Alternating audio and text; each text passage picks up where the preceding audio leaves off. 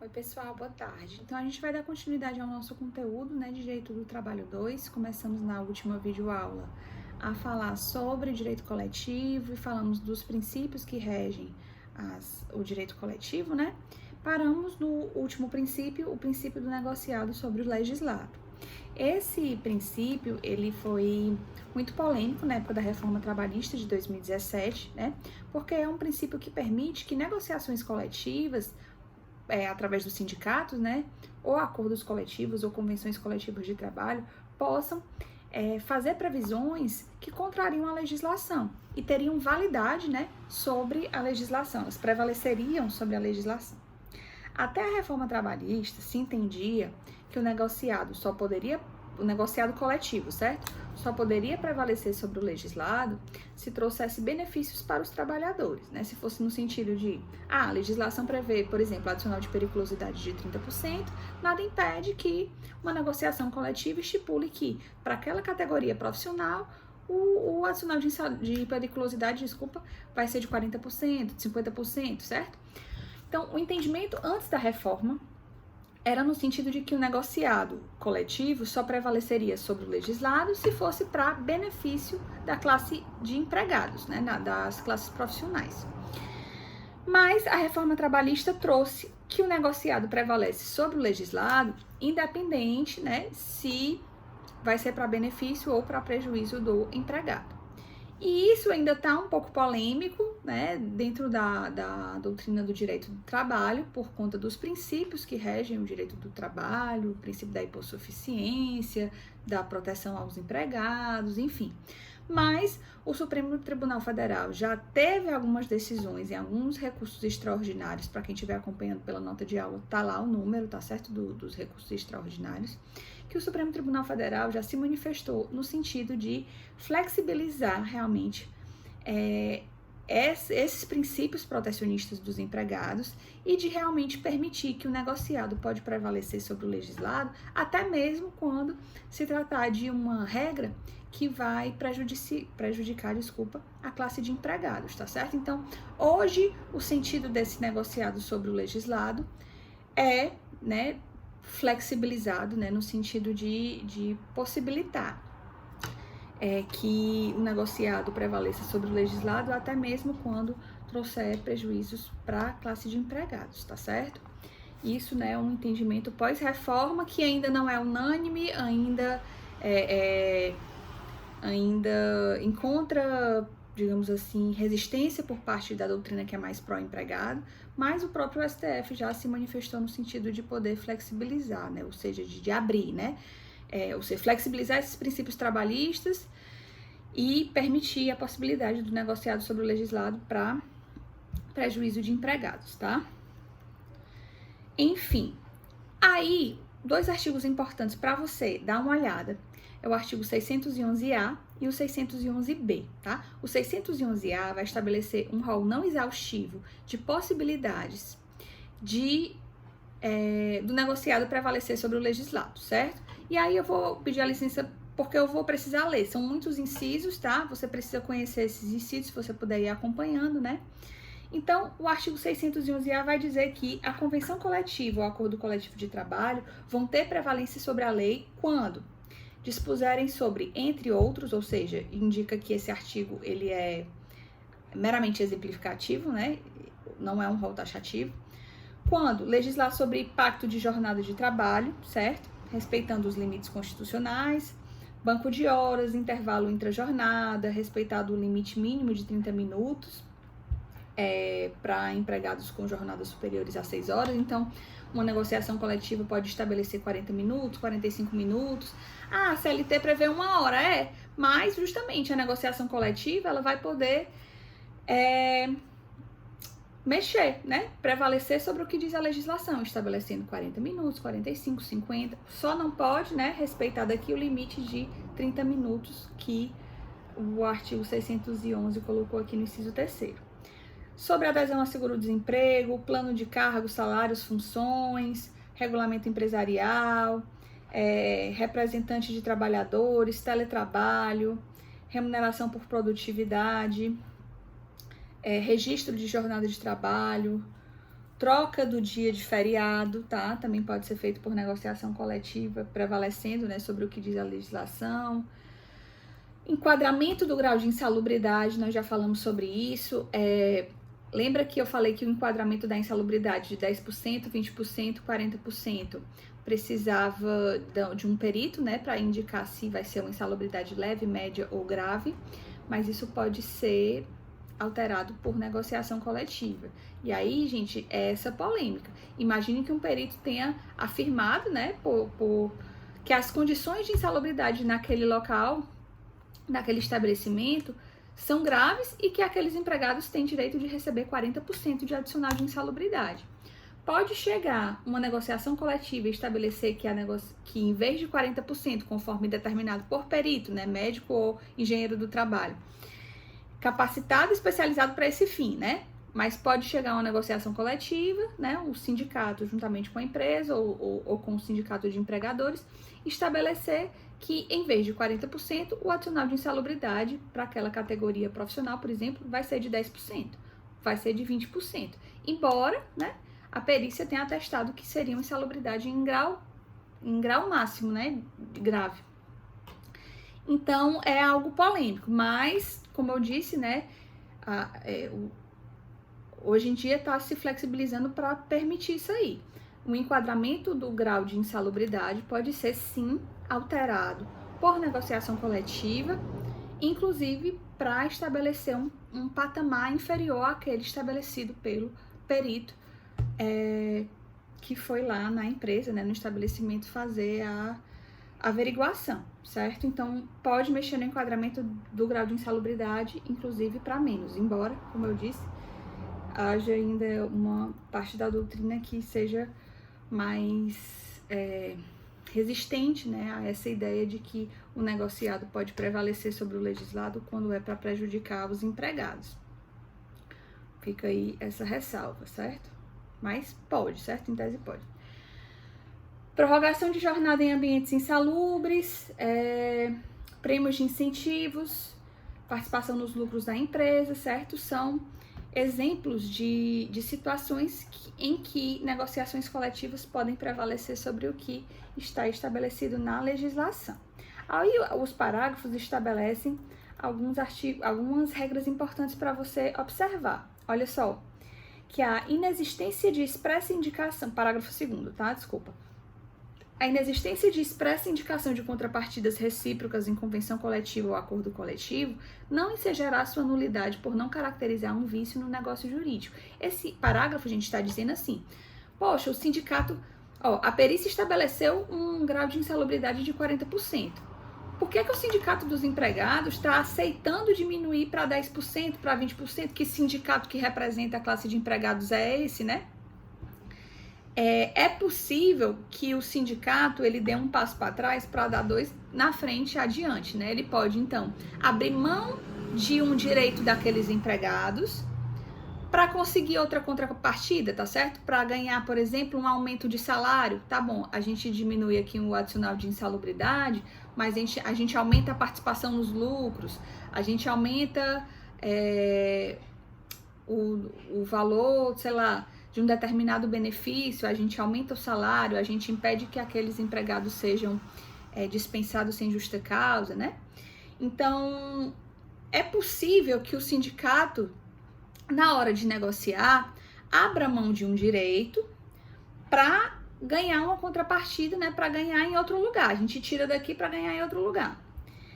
E o que esse parágrafo 2º está dizendo é que a inexistência expressa de contrapartida não anula aquela regra. O que quer dizer que, se o sindicato aceitar diminuir aquele grau de insalubridade, por exemplo, de 40% para 20% ou para 10%, mas naquele instrumento normativo, aquele acordo ou aquela convenção coletiva, não estabelecer a contrapartida expressa, isso não anula, né, essa redução que foi feita de 40% para 20% ou para 10%, tá certo? Aí, só o parágrafo 3º que é importante aqui para você observar também. Se for pactuada cláusula que reduza salário ou jornada, a convenção ou o acordo devem prever, sim, a proteção contra dispensa imotivada. Então, Pode reduzir salário, pode reduzir jornada por meio de negociação coletiva? Pode. Isso está, inclusive, permitido pela Constituição, certo? Desde que esse instrumento coletivo, o acordo ou a convenção coletiva de trabalho, façam a previsão, né, da proteção contra dispensa imotivada. Então, tudo bem, a gente aceita reduzir salário nesse período, por exemplo, de crise, mas com a condição de que esses empregados passem pelo menos 2 anos sem serem dispensados, certo? Alguma coisa nesse sentido. É possível, certo?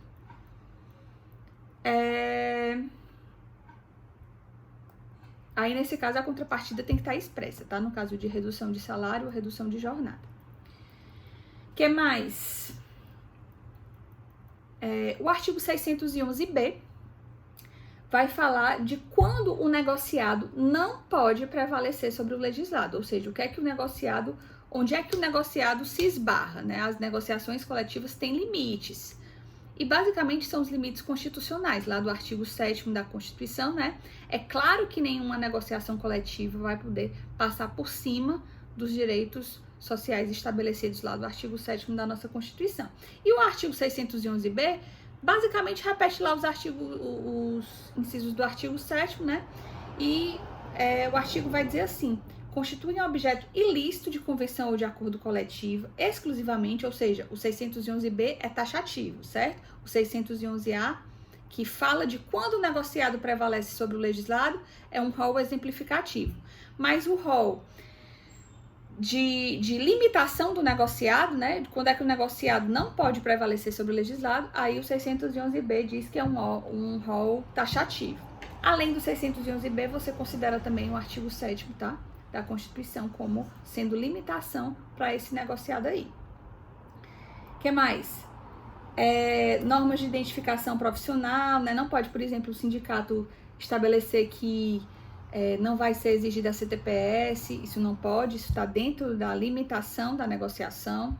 Não é possível convenção ou acordo coletivo de trabalho suprimirem ou reduzirem normas relacionadas à identificação profissional, anotações na CTPS, seguro-desemprego em caso de desemprego involuntário, sobre valor dos depósitos mensais do FGTS, então não pode uma negociação coletiva reduzir os depósitos mensais para 2%, ou, por exemplo, extinguir os depósitos mensais do FGTS para aqueles empregados, não é possível, tá?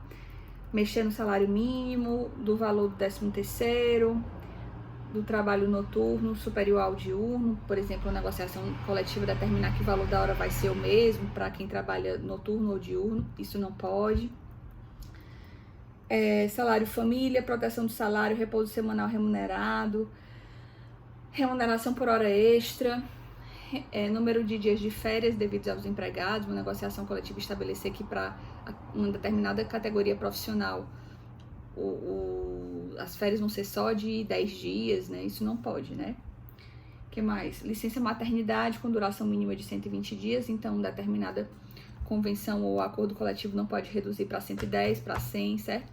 Pode aumentar? Pode. Para aumentar sempre pode, tá certo? Eu tô falando aqui para suprimir ou restringir ou reduzir esses direitos do artigo 611b.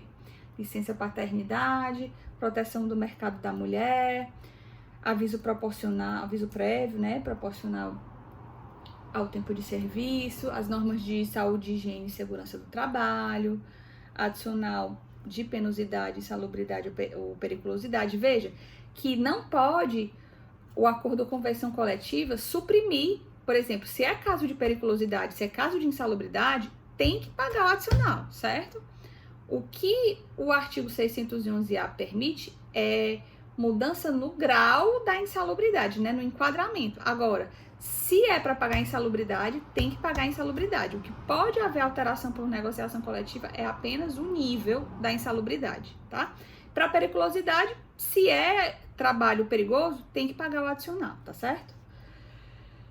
Aí, aposentadoria e também o direito de ação, né, para ajuizamento das ações trabalhistas, proibição de discriminação por cor, por exemplo, raça, o trabalho de pessoas com deficiência.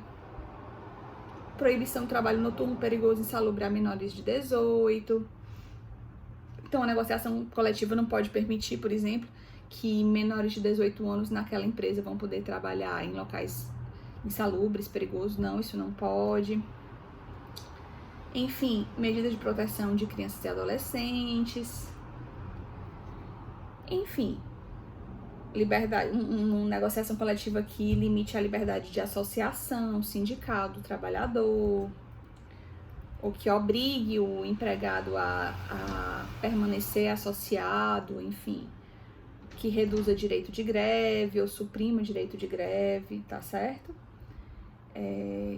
Que trate sobre, que suprima tributos ou outros créditos, enfim.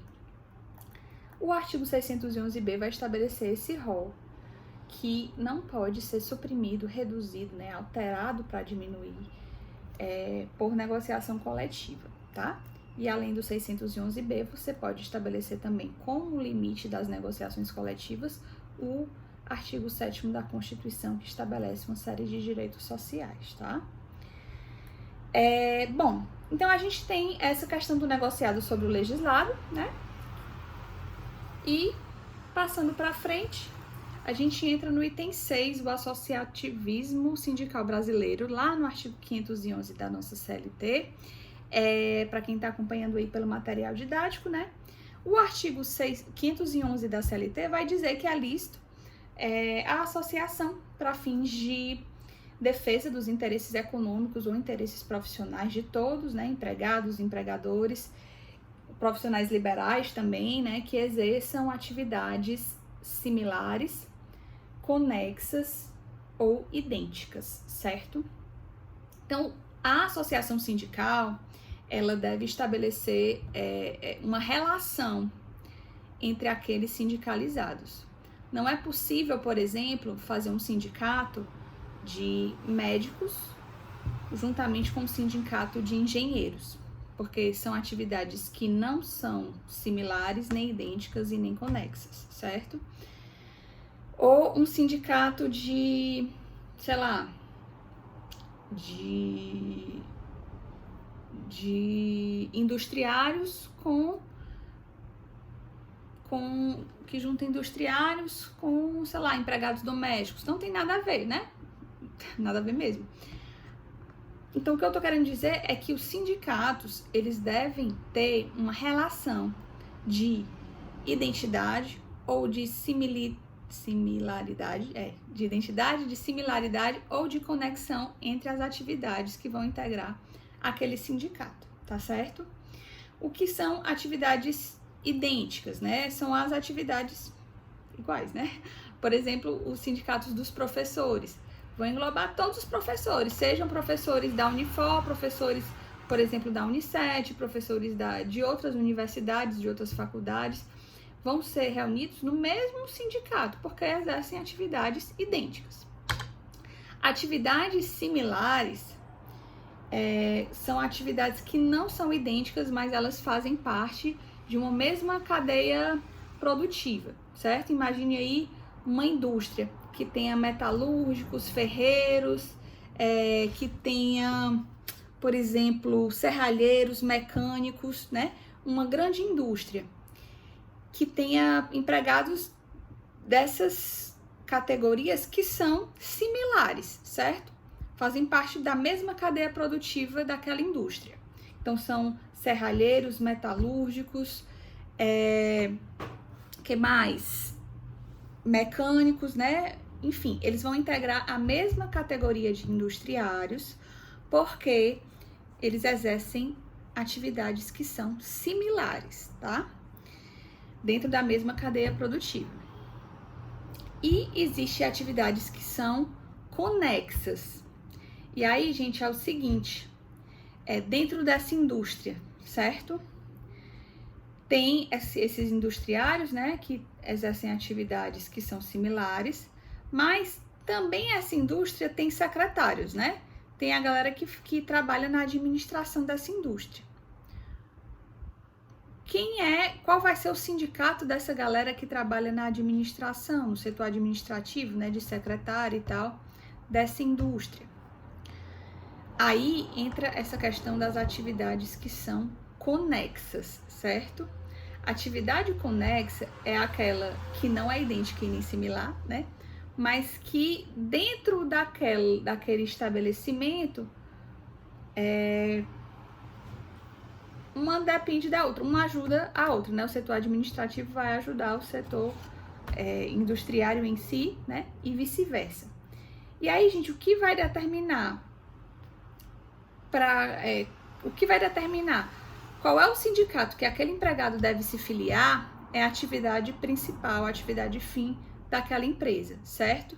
Então, a atividade econômica predominante do empregador é que vai definir qual é o sindicato que aqueles empregados daquele estabelecimento devem se filiar, tá certo? Então, se eu tô falando de uma grande indústria, vai ser o sindicato dos industriários. E aí, quem é que vai poder se filiar a esse sindicato aí? Todos os empregados dessa indústria. Desde os empregados que são ferreiros, metalúrgicos, mecânicos dessa indústria, até os que trabalham nas atividades conexas, por exemplo, de setor administrativo, certo? Por quê? Porque o que vai determinar qual é o sindicato que aqueles empregados devem se filiar é a atividade principal da empresa, tá?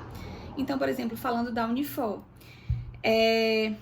a atividade principal é o ensino, certo? Então, é o sindicato dos professores, que os professores vão poder se filiar, né? Mas veja quem trabalha na biblioteca, gente.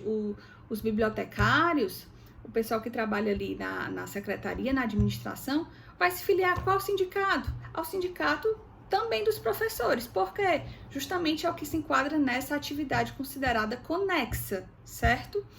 Lembre-se dessa informação, que o que vai determinar qual é o sindicato que aqueles empregados devem se filiar é a atividade principal daquele empregador, né? A atividade econômica predominante do empregador. Se é o ensino, né? E tem o sindicato dos professores, pronto, o pessoal da biblioteca, os secretários, etc., eles vão se filiar, né, ao mesmo sindicato. Da mesma forma que quem trabalha no setor administrativo de uma indústria vai se filiar ao sindicato dos industriários, porque exercem atividades conexas dentro daquela indústria, daquela cadeia produtiva, certo? Enfim, espero que tenha ficado claro, né? O que mais? Aposentados, desempregados, podem continuar afiliados aos seus sindicatos? Podem, sem problema nenhum, tá certo? O que mais? Passando para frente. Aí existe uma divisão das categorias sindicais. Não é possível haver sindicato de empregadores e empregados juntos, certo? O sindicato ou vai ser de uma classe econômica ou vai ser de uma classe profissional. Sindicatos de categoria econômica, gente, são os sindicatos dos empregadores, tá certo? Lá no parágrafo 1º do artigo, do artigo 511, tá? Categoria econômica, então, vai ser a categoria dos empregadores, e categoria profissional é a categoria dos empregados, tá certo? Quando eu estiver falando de sindicato de categorias econômicas, lembre-se, é o sindicato dos empregadores. Quando eu estiver falando de sindicato de categoria profissional, eu tô falando do sindicato dos empregados, certo? E existe a chamada categoria profissional diferenciada, que são algumas profissões que têm uma regulamentação daquela profissão por lei. Então, algumas profissões, elas são mais bem estruturadas porque elas têm um regulamento legal. Por exemplo, a atividade de advogado, nós temos o Estatuto da OAB, a atividade de médico, de engenheiro, de contadores, fazem parte das chamadas categorias profissionais diferenciadas, que existe uma lei própria que rege aquela profissão, certo? E eles devem fazer parte de sindicatos próprios, tá certo? Os médicos, por exemplo, que trabalham numa indústria, eles não vão fazer parte, eles não vão se enquadrar naquela ideia de atividade conexa que eu falei para vocês agora há pouco, né? Os médicos que trabalham numa indústria, por eles exercerem categoria profissional diferenciada e ter uma lei própria que regulamenta, eles devem fazer parte do sindicato dos médicos, tá certo? Eles não vão fazer parte do sindicato daquela indústria. Então, para eles, para quem trabalha na categoria profissional diferenciada, não vai valer a regra de que o empregado, tipo assim, a regra que eu falei agora há pouco, de que é a atividade principal da empresa que vai definir qual é o sindicato que aqueles empregados vão ser filiados, certo? Essa é a regra geral, mas ela não vai se aplicar para quem é de categoria profissional diferenciada, tá? Então, olha só, os médicos que trabalham numa indústria, eles devem ser filiados ao sindicato dos médicos, certo? E os industriários vão fazer parte do sindicato dos industriários. E quem trabalha, por exemplo, como secretário e tudo nas atividades administrativas, como não é categoria profissional diferenciada, vai para aquela regra da atividade conexa. Então, vai se filiar ao sindicato dos industriários também, certo? Enfim, se for uma classe de categoria profissional diferenciada, como médicos, como advogados, como engenheiros, certo? Aí, por exemplo, os engenheiros que trabalham em uma determinada fábrica também devem se filiar aos sindicatos dos engenheiros. Por quê? Porque é uma categoria profissional diferenciada, tá certo? A ideia, gente, é a seguinte: a pessoa não deve ficar a pessoa não deve ficar desamparada, o empregado. Ele sempre vai ter um sindicato para ele poder se filiar. Ou vai ser um sindicato porque ele é de uma categoria profissional diferenciada, aí vai ser um sindicato específico, ou vai ser o sindicato daquela atividade ou conexa, ou similar, ou idêntica que ele exerce naquela empresa. E aí vai para a regra geral de que o que vai definir qual é o sindicato que o empregado deve se filiar é a atividade predominante daquele empregador, a atividade econômica, né, predominante do empregador, certo? O que mais? Detalhe. Eu sou professora e eu sou advogada, certo? Imagine que eu trabalhe aí eu sou professora, né, empregada, regida pela CLT, com CTPS assinado e tudo lá na Unifor. Imagine que eu fosse também advogada de uma empresa e que também eu fosse empregada dessa empresa como advogada, certo? Eu poderia me filiar tanto ao sindicato dos advogados como ao sindicato dos professores? Sim, posso me filiar aos dois sindicatos sem problema nenhum. Eu posso ser eleita dirigente sindical? Posso, né? Tanto de um quanto do outro, ou até mesmo dos dois, se eu conseguisse conciliar, né? E eu vou ter direito à estabilidade só dentro daquele estabelecimento que eu exerço a função da qual eu sou dirigente, né? O que é que eu tô querendo dizer? Imagine que eu seja advogada empregada de uma empresa e que eu seja professora lá da Unifor.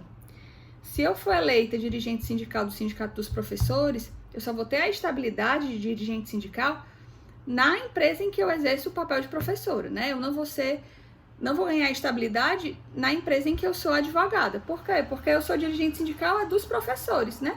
A atividade que eu exerço como advogada não influencia na atividade que eu exerço como professora. Então, em contrapartida, se eu for dirigente sindical do sindicato de advogados, né, eu só vou ter estabilidade dentro da empresa em que eu atuar como advogado. Da empresa que eu atuo como professora, eu não vou ter estabilidade porque são, né, atividades absolutamente distintas. E o meu trabalho como dirigente sindical dos advogados não interfere, na atividade que eu exerço como professora, por exemplo, da Unifor, né? Que mais? Deixa eu passar aqui para frente.